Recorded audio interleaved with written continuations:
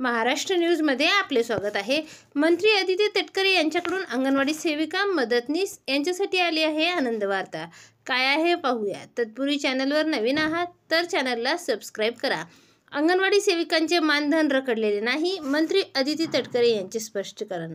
अंगणवाडी सेविकांचे मानधन रखडल्याच्या आरोपावर महिला व बालविकास मंत्री अदिती तटकरे यांनी स्पष्टीकरण दिले आहे।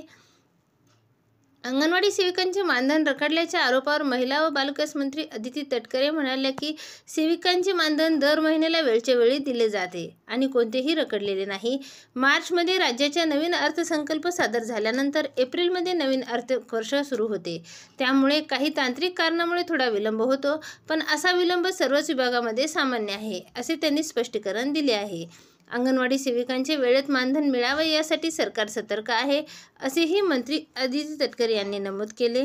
अंगणवाडी कर्मचाऱ्यांच्या योगदानाचे महत्त्व। अंगणवाडी सेविका आणि मदतनीस हे एकात्मिक बालविकास सेवा योजनेचे प्रमुख कार्यकर्ते आहेत। ते राज्यातील लहान बालकांचे पोषण, आरोग्य आणि शिक्षण यासाठी अविरत प्रयत्न करतात। त्यांचे काम केवळ बालकांपुरते मर्यादित नाही, तर गर्भवती महिला, स्तनदा माता, किशोरवयीन मुलीसाठी विविध कार्यक्रम राबवतात। अंगणवाडी कर्मचाऱ्यांना येणाऱ्या अडचणी। अंगणवाडी कर्मचाऱ्यांना त्यांच्या कामाच्या मानाने अत्यंत कमी मानधन मिळत आहे, त्यामुळे त्यांना आर्थिक अडचणींना समोर जावे लागते व त्यांचे मानधन नियमित न मिळणे हे त्यांच्यावरील सर्वात मोठी समस्या आहे। त्यामुळे त्यांच्या कुटुंबांना दैनंदिन गरजा भागवणे अवघड होते। धन्यवाद।